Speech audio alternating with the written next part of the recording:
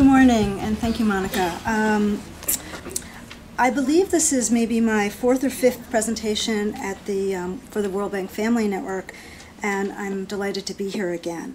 Over the course of my many years of representing G4s, I have learned much about the nuances of the immigration laws and the interpretations as they impact G4 status holders, and I plan to share those insights with you today. As many of you know, immigration law is complex and confusing, and it often makes absolutely no sense. So it's important to periodically review the requirements as they apply to you, especially as your work and or life circumstances change. As I'm sure you also know, G4 visa holders have certain limitations and very specific opportunities. Some of those limitations are very rigid and seem quite unfair, and yet the opportunities are quite generous. There are indeed many myths and common misperceptions about immigration, and I hope to debunk many of them today, especially as they pertain to G4 dependents. I also hope to counsel you on how to maximize your immigration options, especially for your children while they are still eligible. If you take away one piece of advice from today's presentation, I hope it's that you apply for your children's green cards as soon as they're eligible. And I'll explain in greater detail later what those eligibility requirements are and what are the consequences of not getting their green cards when they can. One of the reasons we decided to focus on dependents is because many principal G4s and their spouses will never be eligible for the special immigrant green cards, in part because of current World Bank contracting practices. Thus, we must look at other ways for you and your family to remain in the United States to work, live, and or go to school, and perhaps independent of the principal G4. Learning what options may be available to you, if not now but in the future, provides more control over these fundamental life issues. While I'll focus primarily on G4 dependents, some of what we'll discuss today also applies to principal G4s, if especially their status is terminated. So let's begin.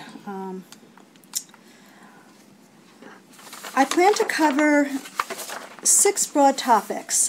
First, we'll go over the basic rules for G4 dependents, then the special issues and options for children, options that are available to spouses who are in G4 status, green card sponsorship by employers and self-sponsorship by the individual, visa options that may be available if dependent G4 visa status is no longer viable, let's say in the divorce context for divorce, or the principal G4 dies. And then I'll review the special immigrant visa green card requirements for retiring staff and their spouses. First, I just want to go over some basic immigration terminology because I'll be using that throughout today's presentation. So, first, what's the difference between an immigrant and a non-immigrant? Well, an immigrant, G4 is a non-immigrant, is someone who is here temporarily, even if they're here indefinitely and for a long time. An immigrant is someone who is here permanently, who has a permanent intent to reside in the United States. An immigrant is someone who has a green card, and the terms green card, immigrant visa, and lawful permanent residence are used interchangeably. They all mean the same thing. A point about a green card or LPR status, lawful permanent resident status, it's not something that expires. It's kind of like your passport, but you do need to get it renewed before it expires. Permanent residence or green card status and citizenship, they're not the same. Citizenship, you must apply for U.S. citizenship. Most people are eligible after 5 years of being a green card holder, and there's absolutely no way that you can go from a non-immigrant visa status straight to citizenship. You've got to be a lawful permanent resident at least for a short period of time. And then finally, there are key immigration documents that are in your passports. One is your visa stamp that's issued by the Department of State. That document is merely your permission to seek admission to the United States by an immigration officer. Once you're in the United States, that entry stamp in your passport or your I-94 record is what controls your status. I know many of you have been here for more than 2 years, used to get a little white card in your passport when you enter the United States, and now the immigration doesn't issue that. However, that record is available online, and I encourage you to print off that record every time you travel to make sure that it's accurate. And you can find that by going to the www.cbp.gov website, and if you type in I-94, you can find your record. So who's it's cbp.gov/I-94. Thank you. So we're going to talk about the basic rules for G-4 dependents, but I thought we might start with who's a dependent. Well, a dependent is an immediate relative, which in the context of G4s and A diplomats is actually interpreted quite broadly, more broadly than any other area of immigration law. And so here's where you have one of these benefits. Immediate relatives includes spouses, unmarried children, domestic partners, can include parents, can include siblings, and can even include nieces and nephews if they're adopted under the international organizational rules. In addition, G4s are permitted to bring in their servants and personal employees on G5 status. No other non-immigrant visa category permits the non-immigrant to bring in the personal employees. So what are the basic rules? So the first principle is that G4 trumps all other non-immigrant visa statuses. What does that mean? That means that if you are eligible, or the dependents, you as a spouse, your children, anybody who has who is eligible for G4 status, if you're also eligible for another non-immigrant visa status, the Department of State says that you must actually be in G4 status. So if your child wants to study here in a university and wants to get an F1 foreign student visa, they're not supposed to. They're supposed to be here in G4 status. Another principle is that the dependents of the principals are permitted to get work authorization, but they must apply for work authorization before you begin work. And the dependents who are eligible for work authorization are spouses, domestic partners, and children up until a certain age. And then a third principle is the grace period. What's the purpose of the grace period? Well, it's to permit you to settle your affairs and leave the country or change your status. There's a big debate about how long that grace period is. I just went to a professional conference on these issues on, I guess it was Wednesday, and those of us on the panel, we're talking among ourselves, what's the grace period? Is it 30 days? Is it 60 days? Basically, the Immigration Service says that it's 30 days, although I've seen writings from some years ago that says that it can be 60 days. And the Department of State, I've seen writings that say that the grace period is 60 days. So my advice to you is be conservative. Do what you can in 30 days. Change your status, settle your affairs in 30 days. But if you need 60 days, don't worry about it. That's the issue of the grace period. Another important principle about your grace period is you can't travel on your grace period to leave the country and re-enter the United States in G4 status. So even though you may have a unexpired G4 visa in your passport, if the principal's tour of duty is terminated, you cannot re-enter the United States in G4 status because you're really in that limbo period of your grace period. So here I'm going to turn to eligibility for green cards or special immigrant visa status for children. The requirements are pretty straightforward. There are 5 or 6 of them. The child needs to be unmarried. He or she must be in G-4 status or N status. N is very obscure non-immigrant visa status. For 7 years between the ages of 5 and 21. So that means before your child reaches the age of 22. Then, before they make an application, there's a look-back period. And that means that at the time of application, the Immigration Service looks back at the last 7 years, and the child must have accrued 3.5 years of actual presence and residence in the United States. So those are 2 requirements, they're not either or. The child must apply before he or she turns 25, so that's before the 25th birthday. So those are the basic requirements. Got to be in G-4 status, 7 years between the ages of 5 and 22, 3.5 years in G-4 status, physically present and resident in the United States before the date of application, and must be unmarried.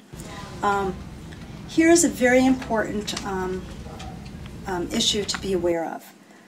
Absences on customary leave are permissible and do not interrupt the designated time periods that I just mentioned. Also, the time periods need not be continuous. It's in the aggregate. However, absences to attend school abroad does interrupt those periods of residence and presence. So this can become a really big issue for children who are teenagers. They've been here for 5 years, they've gone to middle school, 4 years of high school, and now you're looking at college. And you look at the price of educating your child in the United States, and to go to a private school it's $60,000. Perhaps to go to school in England it's free. And so you're looking at the price, and you're looking at perhaps educating your child in Europe so they have opportunities to work in the EU. What does that mean for the green card status? It probably means they're not going to be eligible for their green card because they will have interrupted their residence and presence for green card eligibility. And once they reach 22, they can't recapture that time.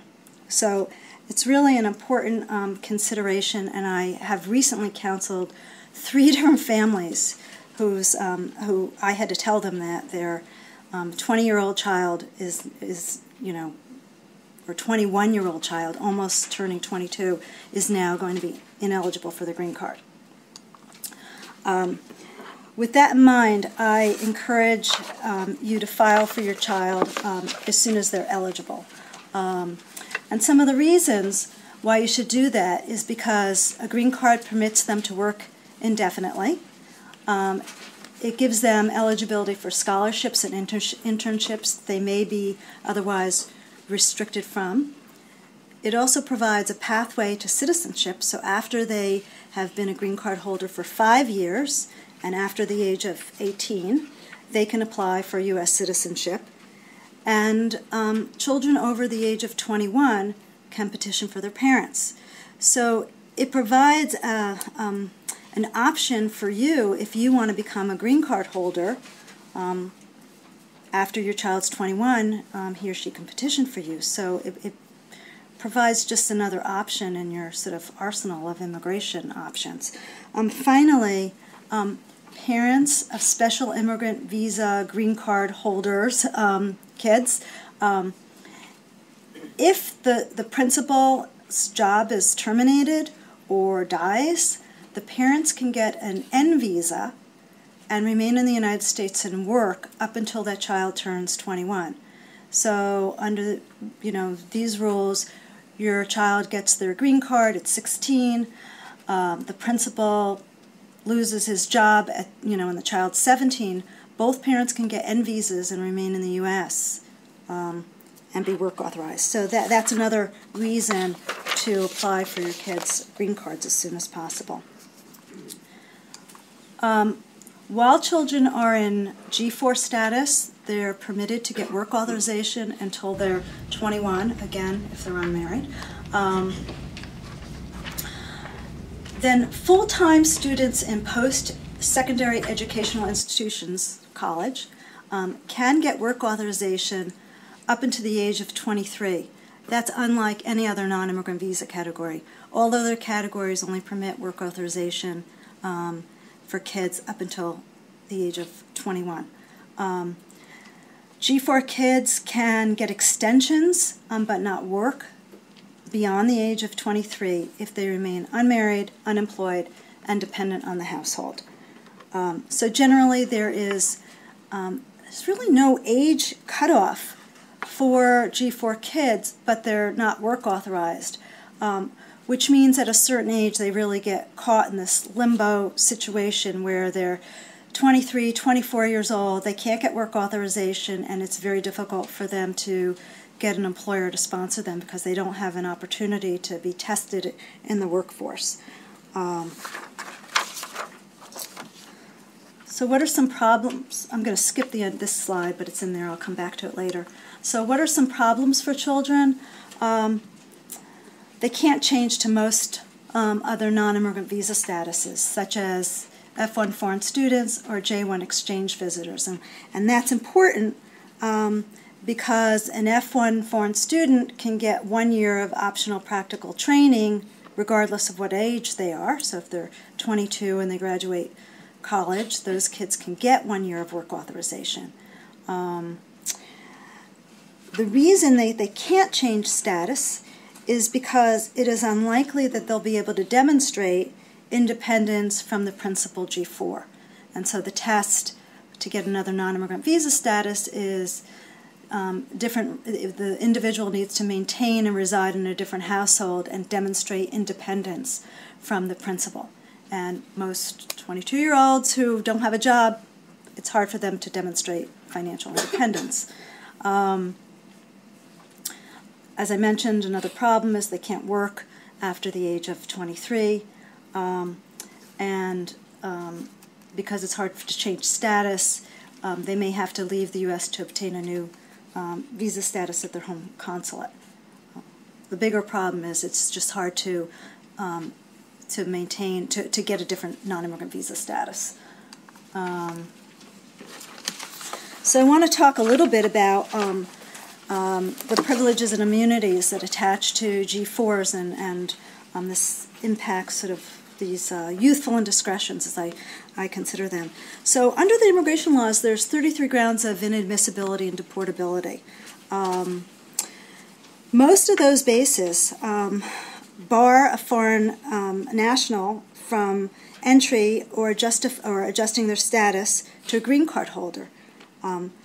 G4s are generally not subject to most of these grounds of inadmissibility, except those that relate to security grounds, terrorism, or foreign policy concerns. So, criminal convictions, G4s are not barred. Engaging in, then most of the grounds of inadmissibility are pretty laughable because most people don't engage in these activities, like polygamy, prostitution, being a member of the Nazi Party, being a member of the Communist Party. I can go on for 25 other grounds of inadmissibility, but the criminal grounds are the most troubling because even minor infractions could render somebody inadmissible. On the slide I mentioned drugs, marijuana. If you're convicted of even small possession of marijuana, a person is inadmissible, and it's difficult for them to adjust their status to a green card holder. They have to get a difficult waiver. Some of these other problems that ordinary people find themselves in these situations, DUIs, drinking under the influence, or driving under the influence, or driving while intoxicated. Those generally don't impact G4 status, but can generally don't also impact adjustment of status, but can. Shoplifting is also another ground that usually is not a problem unless it's an aggravated felony, and assault usually has no impact. Again, I mention these because for G4s, you're not subject to those grounds of inadmissibility, but if your child wants to become a permanent resident, then they would be barred from becoming, they could be barred from becoming a permanent resident. So next I want to move over to options that are available for spouses while in G4 status. So here again is where there's a number of opportunities, where the opportunities and limitations come into play. Under the immigration laws, there are generally two main avenues by which any individual, foreign national, can obtain their green card. One is based on close family relationships to a U.S. citizen or a permanent resident. In my experience, most G4s don't have those relationships, so they have to look to employment. There are three major categories under the employment-based preference system where a spouse can apply for a green card. Most of these categories require sponsorship by an employer, although some permit self-sponsorship, and I'll talk about those in a few minutes. And all of these you can apply while you're in green card status. All of the employment-based categories, I think I got the slide out of order. Okay. All of the employment-based categories have, the following in common. So again, you can adjust from G4 to lawful permanent resident status while you're in G4 status. You need not be in H-1B status. So I think there's a common myth among employers that foreign nationals need to be in H-1B status for them to sponsor them for the green card. It's not the case. It's just that they're used to seeing a lot of H-1B professional visa holders who then seek sponsorship. If you're petitioning based on your employer for your green card, you can include your children under the age of 21, and you can also include the principal G4. Just bear in mind that when you become a green card holder, you're taxed on your worldwide income. So I want to go over a little bit the three broad categories that I mentioned just a minute ago, and define what they are. So the first is the employment-based first preference. It's for priority workers, and that's generally for highly skilled professionals. Many of these employment-based categories are backlogged, which means you have to wait many years before a green card's available to you. Well, the first preference for highly skilled professionals, there's no wait. As soon as your case is approved, you can file your green card. In fact, you can file your green card when you file for your eligibility. The second preference is for those who have advanced degrees or exceptional ability. Most of those categories require an employer to sponsor you, and most of those categories require that the employer test the U.S. labor market to establish that there's no U.S. worker willing, able, or available to perform your job. And then the third category is for professionals, skilled workers, and unskilled workers. That category is actually seriously backlogged, so if you have just a BA, you're going to be in that third preference, and you're going to have to wait years for your green card. In fact, I looked up the backlog, and it's for the second preference for those who are subject, and it's a 3-year backlog, and so it's longer for some people, and it's longer for the third preference. I mentioned the testing of the labor market. That's called labor certification. The other component, besides testing to see if there's U.S. workers available to perform the job, the employer must attest to pay you the prevailing wage for that position. So this is built into the law to ensure that U.S. workers don't exploit foreign nationals and don't underpay them and then depress U.S. Wages for positions. That process takes about a year. So to get a green card generally takes a fair amount of time. I would say generally takes at least a year, and often it takes many years. There are, however, a few categories where you do not need an employer to sponsor you. And these categories are generally for those who are highly skilled or wealthy. The first category is called extraordinary ability, and I actually represent a lot of World Bank staff. They're called employment-based first preference, the first category and the first preference, so they're called EB-11, extraordinary ability applications. And I do this for principals who are, maybe have been at the bank for 10 years, they're not sure that they want to stay with the bank until they retire, or they've been at the bank for 10 years and they're looking at the mandatory retirement age, and they're not going to get their green card based on that mandatory, on the 15 years of service, because they're going to age out. So how do you get a visa based on extraordinary ability? Well, the individual must demonstrate that they have sustained international or national acclaim in their field of endeavor, and they must demonstrate that they represent the very top percentage of their field. So what does that mean? How do you demonstrate that? There are regulations. The regulations basically have 10 criteria. The individual needs to meet 3 of those criteria. I call those buckets. So you need to demonstrate that you've got evidence to fill at least 3 buckets.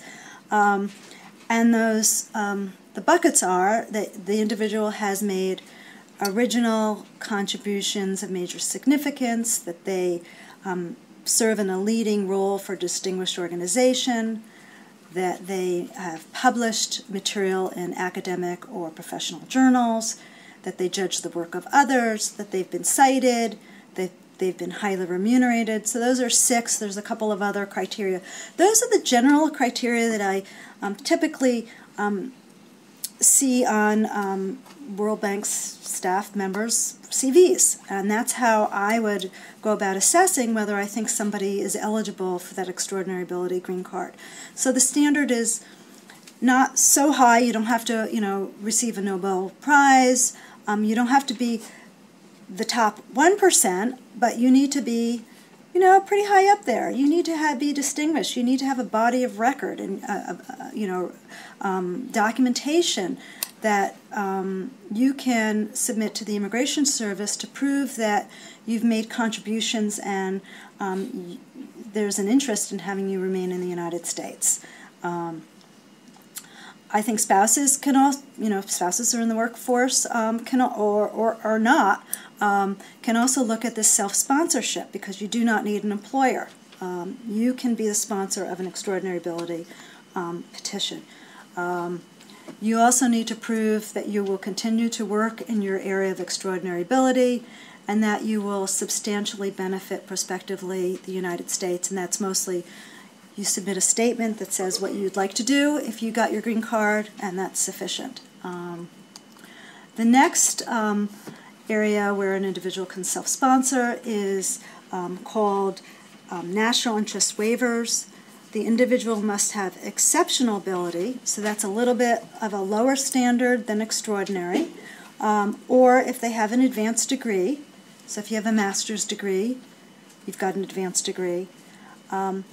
And then you need to demonstrate that your work is in the national interest of the United States. So there are basically 3 prongs that you must meet. One is that your work has substantial intrinsic merit, that the benefit to the U.S. will be national in scope rather than, let's say, regional or local.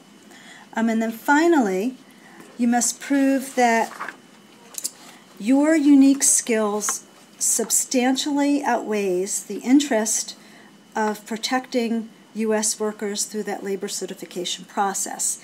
And the way that you do that is actually similar to that extraordinary ability test. You need to show that you've made significant contributions, that you're advancing your field, that other people rely on your work, that your past achievements can demonstrate or are indicative of future benefits.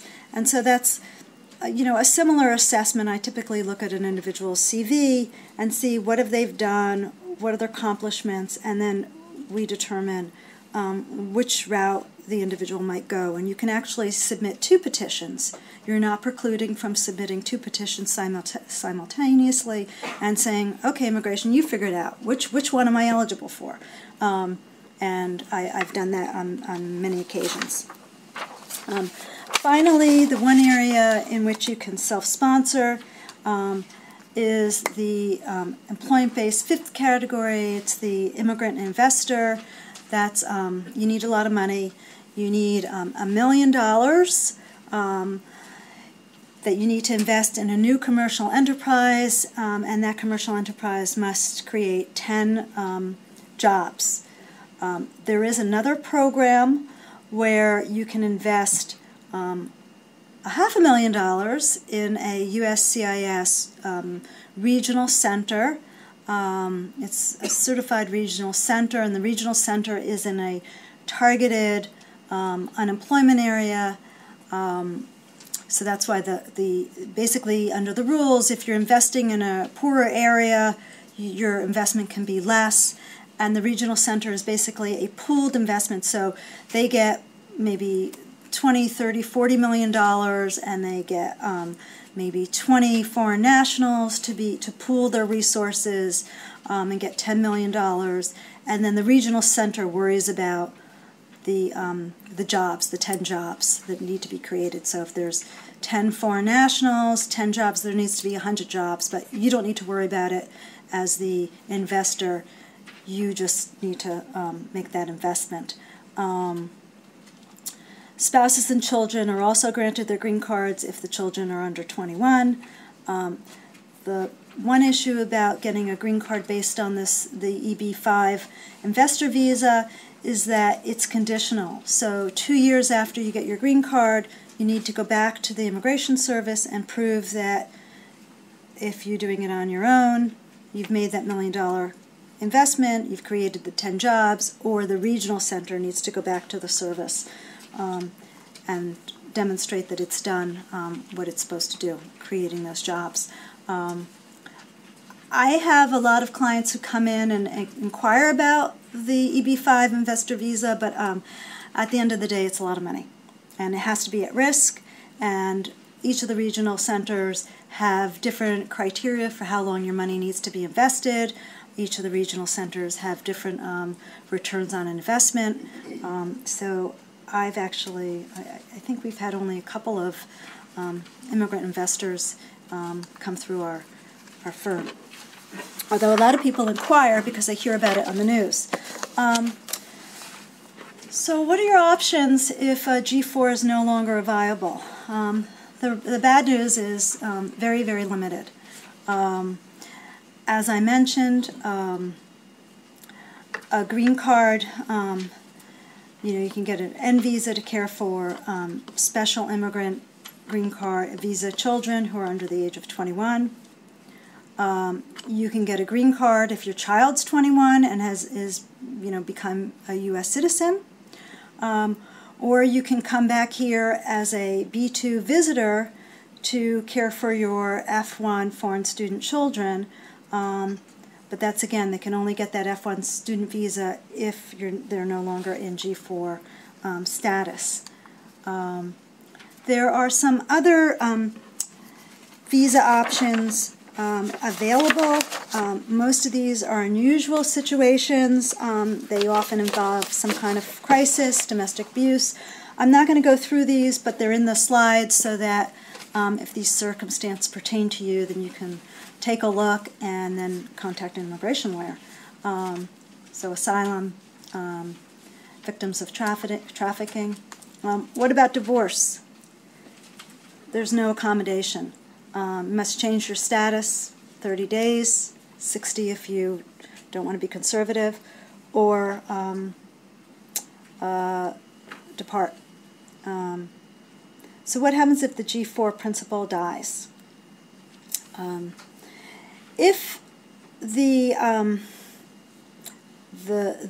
principal would have, if the spouse, and if the principal, because they're tied to one another, if those individuals would have been eligible for the special immigrant visa based on retirement, but the principal didn't get a chance to exercise that because he or she died, then the surviving spouse can get a green card based on those years of service, and I'll go through those requirements in a minute. The key thing to keep in mind is that the surviving spouse must file within 6 months of the death of the principal G-4. Here are some other special family provisions. Again, I just mentioned them in the slides in case these pertain to you, because there are some other ways that you can remain in the United States. And then I'll go through sort of the basic requirements for retiring principals. So first, you've got to retire. Second, there's the minimum of 15 years in the aggregate of residence and presence in the U.S. and in G-4 status. At the time of application, similar to kids, there's a look-back period. Has the principal been physically present and resident in the United States for 3.5 years in the last 7 years? So the last 7 years, have you been in the United States, resided in the United States? So how does that work? Let's say the principal has been in the United States for 15 years, and then they're posted at a field office for 5 years. They met the first requirement, 15 years in G-4 status, physically present and resident in the United States, but they haven't met, they will not meet that second requirement because they will not be resident and present in the United States for 3.5 years at the time of application. Does everybody follow that? So there's 2 requirements here. So here's another area where you need to be aware of late in your career field assignments. How will that impact your green card? If you don't come back to the bank after a 5-year field assignment for at least 1.5 years, you're going to be screwed. That's a technical term. And the principal must apply within 6 months of retirement. In terms of absences, official business outside the U.S. and customary leave are not subtracted from the designated periods of time, assuming residence remains the U.S. and duty station of the principal continues to be the U.S. So often, I know in your careers, you're posted abroad, but the duty station remains the United States. Under the rules, duty station, you should still be able to use that time. But if you don't have a residence here, then you haven't. If there's an "and" in the regulation, so you need to be resident in the United States, and your duty station must be in the United States. It's not one or the other. So I actually have a case in front of me where the individual's duty station was headquarters here, but they did not maintain a residence in the United States, and so we can't use that time it's implicating his child. So that's just something to bear in mind. And I think under the World Bank rules, and each international organization is different, I think generally most field assignments that are at least 2 years or longer, the individual is not the duty station is no longer the U.S. You all may know better than I on that, but you may want to check if you or your principal are posted to a field office. You know, how does the bank consider that assignment?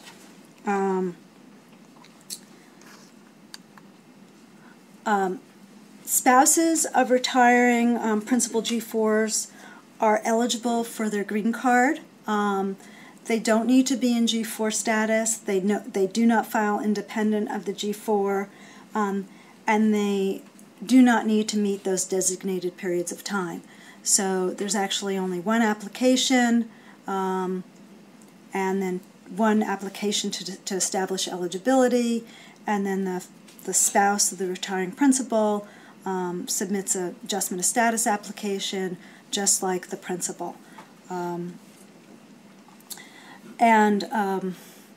Again, you know, you can't travel on that G4 visa in your passport after retirement, even if it's valid on its face. That could be a real problem. It could be interpreted as visa fraud. You can re-enter in another non-immigrant visa status. You can if you're from a country that permits ESTA, you can re-enter in ESTA. If you have a B2, B1 visa in your passport, you can enter in a B1, B2. You know, you're not supposed to re-enter on your G4. After the termination of the duty, you're no longer in G4 status. You're in your grace period. So that's that's what the law requires. How it's interpreted and whether it would be held against you is the Immigration Service has discretion to consider it as as an exception. So there's no rule that I know of that permits that. There have been a few changes in the law recently that have impacted all visa holders, including G4s, and that's the most important is the repeal of the Defense of Marriage Act. That means that same-sex couples are now treated exactly the same as heterosexuals for visas, for sponsorship, for all the green cards and visa options we talked about. And the consulates, the U.S. consulates, have been instructed to be discreet about these issues because they understand that in some foreign countries, same-sex relationships are against the law, and so it could be problematic for the foreign national. I mentioned the elimination of the I-94 card, and that it's important that you print that out every time you travel. And then I just want to jump to comprehensive immigration reform. There isn't much talk about that right now. There was about 6 months ago. Maybe after the next presidential election. I don't think we're going to see immigration reform in the next 2 years. There really is nothing in the proposals that I've seen that would impact G4s or G4 dependents whatsoever. There is in the proposals a little provision that would affect dependents who are on J2 visas and are subject to what's called the 2-year foreign residency requirement. Does anybody in here have been on a J1 in the United States before G4?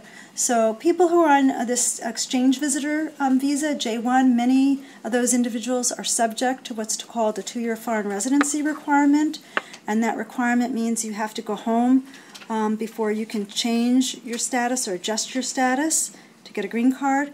And even if you've been in G4 status for 20 years, that requirement doesn't go away. If you marry a U.S. citizen, that requirement doesn't go away. If you have 5 U.S. citizen kids, it doesn't go away. I'm going to take questions in a second, okay? If you're subject to the 2-year foreign resident, if you came here on a J1 at any point in time, and there's a check mark on your DS 2019 or on your visa, and it says subject to 212E, that means you're subject to this requirement, and it doesn't go away. You need to either go back home or get a waiver, and I'm happy to answer questions about that for those people during the questions, which I'm going to turn to in a second. But before I do, I just want to mention that I publish a bi-monthly newsletter on immigration law, and it's I write it for foreign nationals, for people who are not experts in immigration law, just to keep people apprised of what's going on. And typically, if that's okay with you all, the bank, the family network sends me emails, and then I add you to the list. And if you want to unsubscribe, feel free to. You get a lot of stuff in your inboxes. But if anything new happens in the G4 world, I would be sure, I cover those issues because I represent a lot of G4 clients. At this point, I'd like to open it up for questions. And so there's 2 mics. If you wouldn't mind going to the mic so that everybody can hear your question.